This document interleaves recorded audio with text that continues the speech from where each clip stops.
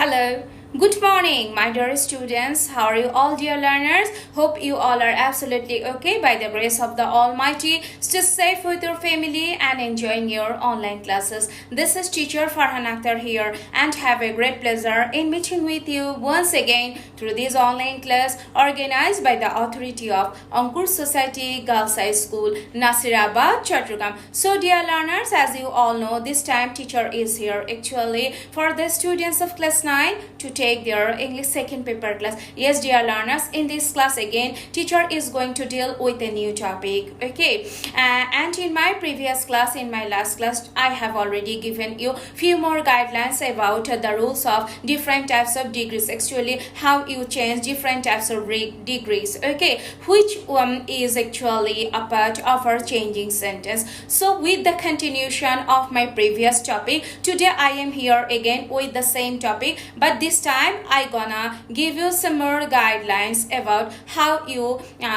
convert passive voice into active voice. Yes, dear learners, you are right. In this class, teacher is going to give you some more rules, some more tricks and techniques about how we convert the passive voice into active voice. And gradually, inshallah, in my next class, I will try to give you some more guidelines about how we convert active voice into passive voice. Okay, so dear learners, hope you all are ready. But before starting or giving you any more guidelines or rules, teacher would like to request all of you, please check out your books, your copies, pens and other important necessary writing accessories so that you can easily capture or write each and every important rules or techniques which teacher is going to share with you in this class, through this class.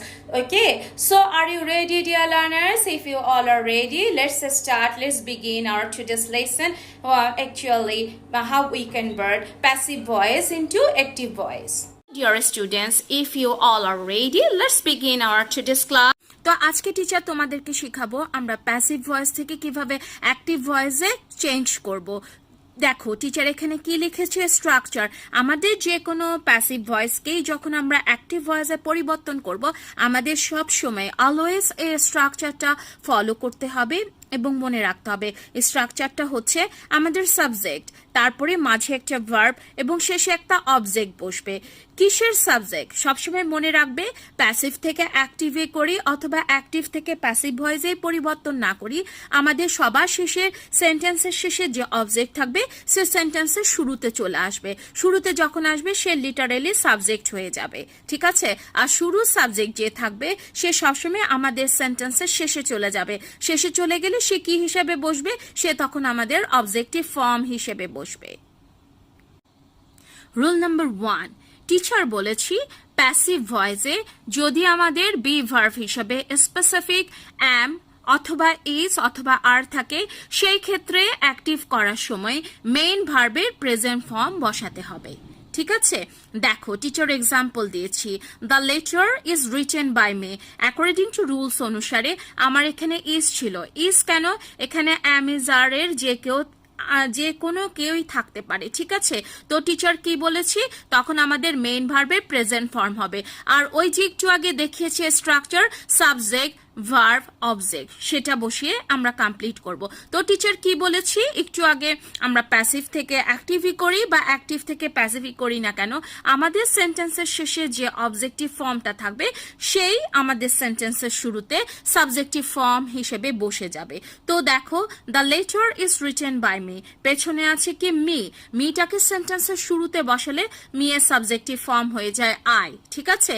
তারপর main ভার্বের present form, ঠিক আছে? Teacher কিন্তু বলিনি কোনো auxiliary verb রাখবে, তো main ভার্বের প্রেজেন্ট ফর্ম ইজ দেখে আমরা বুঝে গিয়েছি আই এর সাথে আমাদের মেইন ভার্ব রিটেনের প্রেজেন্ট ফর্ম রাইট বসছে। তো টিচার বসিয়েছি অবজেক্ট বাকি অংশ, তো অ্যান্সার হয়ে গিয়েছে আই রাইট দ্য লেটার। বুঝাতে পেরেছি? চলে যায় রুল নাম্বার 2, প্যাসিভ ভয়েসে বি ভার্ব হিসেবে যদি আমাদের ওয়াজ অথবা ওয়্যার থাকে সেই ক্ষেত্রে অ্যাক্টিভ করার সময় মেইন ভার্বের পাস্ট ফর্ম বসবে এবং অবশ্যই স্ট্রাকচার সাবজেক্ট ভার্ব অবজেক্ট সেটা তো আমাদের মাথায় রেখে আমাদের চেঞ্জ করতেই হচ্ছে। তো চলো এক্সাম্পলটা দেখি। The letter was written by me, দেখো ওয়াজ আছে তাই জন্য পেছনের অবজেক্টের শুরুতে সাবজেক্ট হিসেবে বসিয়েছি, ওয়াজ দেখে মূল ভার্বের পাস্ট ফর্ম রিটেনের পাস্ট ফর্ম রোট করে দিয়েছি এবং অবজেক্ট দ্য লেটার সাবজেক্টটি অবজেক্ট হিসেবে বসে গিয়েছে। তো আমার অ্যান্সার হয়ে গিয়েছে I wrote the letter. Dear students, চলো আমরা চলে যাই আমাদের পরের রুলসে। রুল নাম্বার 3, টিচার কি বলেছি, প্যাসিভ ভয়েসে এখন আমাদের am is are থাকছে, তবে am is are এর সাথে স্পেসিফিক একটা বিং BEING বিং থাকছে। সেই ক্ষেত্রে অ্যাক্টিভ করার সময় আমরা সাবজেক্ট অনুসারে am is are বসাচ্ছি এবং মেইন ভার্বের প্রেজেন্ট ফর্মের সাথে আমাদেরকে একটা ing যোগ করে অ্যাক্টিভ করতে হচ্ছে। দেখো the letter is being written by me, এখানে ইজ বিং স্পেসিফিক আছে, ঠিক আছে, তাই জন্য পেছনের অবজেক্টটি সেন্টেন্সের শুরুতে সাবজেক্ট হিসেবে বসেছে।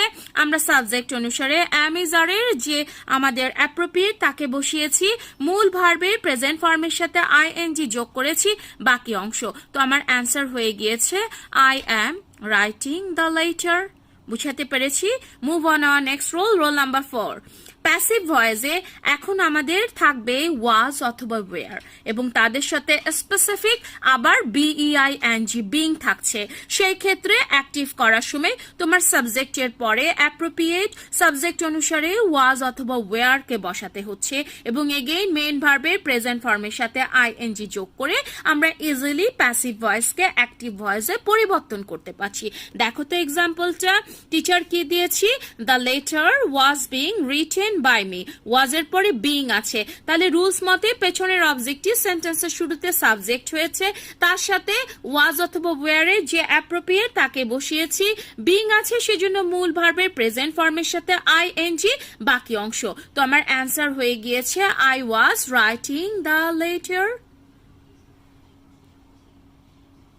5, এবার টিচার কি বলেছি, আমাদের প্যাসিভ ভয়েসে স্পেসিফিক হ্যাভ অথবা হ্যাজ যে দুজনে যে কোনো একজন থাকতে পারে এবং তাদের সাথে স্পেসিফিক BEEN বিন থাকছে। সেই ক্ষেত্রে অ্যাক্টিভ করার সময় আমাদেরকে হ্যাভ অথবা হ্যাজ অ্যাকর্ডিং টু সাবজেক্ট অনুসারে বসাতে হচ্ছে এবং মেইন ভার্বের V3 ফর্ম দ্যাট মিনস ভার্বের পাস্ট পার্টিসিপল ফর্ম যোগে আমাদের অ্যাক্টিভ করতে হচ্ছে। দেখো তো এক্সাম্পলটা, টিচার কি দিয়েছি, the letter has been written by me, has been specific আছে, তাই জন্য রুলস মতোই এগেইন পেছনের অবজেক্টটি সেন্টেন্সের শুরুতে সাবজেক্ট হিসেবে বসেছে, যেহেতু হ্যাজ বিন ছিল সেই অনুসারে সাবজেক্ট অনুসারে আমি হ্যাভ অথবা হ্যাজ বসাবো। হ্যাঁ, আমি আই এর সাথে হ্যাভ বসে সেজন্য হ্যাভ বসিয়েছি। দেখো তো মূল ভার্বের V3 রিটেন বসিয়েছি বাকি অংশ। তো টিচারের অ্যান্সার হয়ে গেল I have written the letter. ঠিক আছে। রুল নাম্বার 6, প্যাসিভ ভয়েসে এখন এরকম হ্যাড প্লাস স্পেসিফিক বিন থাকবে। সেই ক্ষেত্রে অ্যাক্টিভ করার সময় তোমাদেরকে হ্যাড এবং মেইন ভার্বের V3 that means past participle form বসিয়ে অ্যাক্টিভে পরিবর্তন করতে হচ্ছে। দেখো প্যাসিভের এক্সাম্পলে লিখেছি the letter had been written by me, structure এবং রুলস ওয়াইজ করে আমার অ্যান্সার হয়ে গিয়েছে I had written the letter. Okay, move on our next rules. Rule number 7. Passive voice এখন আমাদের modals plus be স্পেসিফিক থাকবে। মডেলস তোমাকে চিনতে হবে যখন তোমরা এই রুলসটা অ্যাপ্লাই করতে যাবে। মডেলস বলতে আমরা কি বুঝি তোমরা সবাই জানো, আমি মনে করিয়ে দিচ্ছি। দেখেছো আমাদের সেন্টেন্সে কখনো শুড থাকে, কখনো ক্যান থাকে, কখনো কুড থাকে, কখনো মাস্ট থাকে, কখনো ওট থাকে, কখনো ইজ গোয়িং টু থাকে, কখনো হ্যাভ টু থাকে। এদের নামই হচ্ছে আমাদের মডেলস। তাহলে টিচার কি বলেছি, আমাদের প্যাসিভ ভয়েসে এরকম মডেলস ভার্ব থাকবে এবং তাদের সাথে স্পেসিফিক একটা বি থাকবে। সেই ক্ষেত্রে অ্যাক্টিভ করার সময় আমাকে সেই স্ট্রাকচার সাবজেক্ট ভার্ব অবজেক্টটা অ্যাজ ইউজুয়াল বসাতে হবে। তারপরে কি করতে হবে, আমাকে মডেলসটা বসাতে হবে, বিটাকে অমিট করতে হবে এবং মেইন ভার্বের প্রেজেন্ট ফর্ম বসিয়ে অ্যাক্টিভে পরিবর্তন করতে হবে। বুঝাতে পেরেছি? দেখো তো এক্সাম্পলটা, টিচার কি বলেছি, the rules should be followed by us. দেখেছো, শুড বি এর নিচে টিচার আন্ডারলাইন করে দিয়েছি। শুডটা হচ্ছে কি আমাদের মডালস, তার সাথে বি আছে। তো অ্যাকর্ডিং টু রুলস অনুসারে টিচার কি বলেছি, পেছনের অবজেক্টটা সেন্টেন্সের শুরুতে সাবজেক্ট হিসেবে বসবে। অ্যাজ ইউজুয়াল মডালস আমার প্রশ্নে যা থাকবে তা বসাতেই হবে, বিটাকে উঠিয়ে দিতে হবে, মূল ভার্বের প্রেজেন্ট ফর্ম বসাতে হবে। দেখো তো আমার অ্যান্সার হয়ে গিয়েছে we should follow the rules. কিভাবে, বাই ছিল উঠিয়ে দিয়েছি, আস্টার সাবজেক্টিভ ফর্ম উই বসিয়েছি, প্রশ্নে ছিল শুড বি, টিচার শুড বসিয়েছি, বিটাকে রুলস অনুসারে উঠিয়ে দিয়েছি, ফলোড এর প্রেজেন্ট ফর্ম ফলো হয়েছে, বাকি অংশ অপরিবর্তিত। তো আমার অ্যান্সার হয়ে গেল we should follow the rules. বুঝাতে পেরেছি? রুল নাম্বার 8, একটু ভালো করে খেয়াল করে, এই রুলসটা অনেকটা ট্রিকি।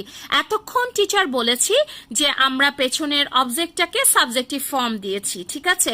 এখন টিচার কি বললাম, প্যাসিভ ভয়েস হবে, তবে উইদাউট এনি অবজেক্ট। তোমাকে প্যাসিভ ভয়েস থেকে অ্যাক্টিভ করতে বলবে, কিন্তু তোমার যে বাইরের পরে অবজেক্টিভ ফর্মটাকে তুমি চেঞ্জ করে সাবজেক্ট করছো, সে অবজেক্টটা থাকবে না, ঠিক আছে? তখন আমরা কি করব, অ্যাক্টিভ করার সময় আমাদের অ্যাপ্রোপ্রিয়েট অবজেক্ট বসাবো। কাকে দেখে বসাবো? According to statement. বুঝাতে পেরেছি? তাহলে তোমার যে স্টেটমেন্টটা থাকছে, সেই স্টেটমেন্ট অনুসারে তুমি কি করবা, একটা অ্যাপ্রোপ্রিয়েট অবজেক্ট বসাবে। এখানে টিচার একটা নোট দিয়েছি তোমাদের যেন বুঝতে কষ্ট না হয়। লিটারেলি সেই ক্ষেত্রে আমরা অবজেক্ট হিসেবে আসলে অ্যাকর্ডিং টু স্টেটমেন্ট অনুসারে কখনো উই, কখনো ওয়ান, কখনো পিপল, কখনো গভর্নমেন্ট, কখনো অথরিটি, কখনো সামওয়ানের হেল্প নিতে পারি। তো মোটামুটি এই অবজেক্টগুলো মুখস্থ রাখলে তোমরা যে কোনো প্যাসিভ ভয়েসকেই খুব সহজেই ইজিলি অ্যাক্টিভ ভয়েসে পরিবর্তন করতে পারছো। যেমন ধরো এক্সাম্পলে যাই, টিচার বলেছে rice is eaten all over the world. দেখো এটাকে অ্যাক্টিভ করতে হবে, কিন্তু তুমি পেছনের বাইরের পরের অবজেক্ট কই আছে, উজ্জ আছেন নেই।